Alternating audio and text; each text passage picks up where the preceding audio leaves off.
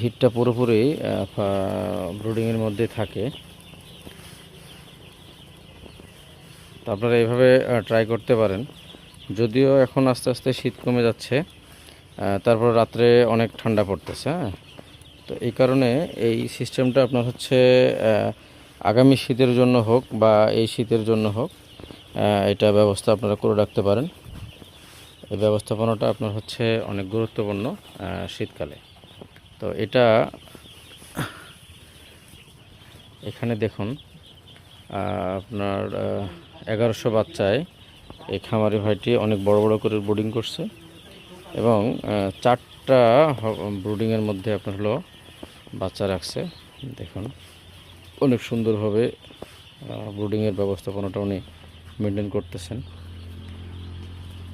জলিল ভাই, এই এখন দিনের বেলা কি লাইট দিয়ে রাখবেন? হ্যাঁ, এখন তো আপনার হলো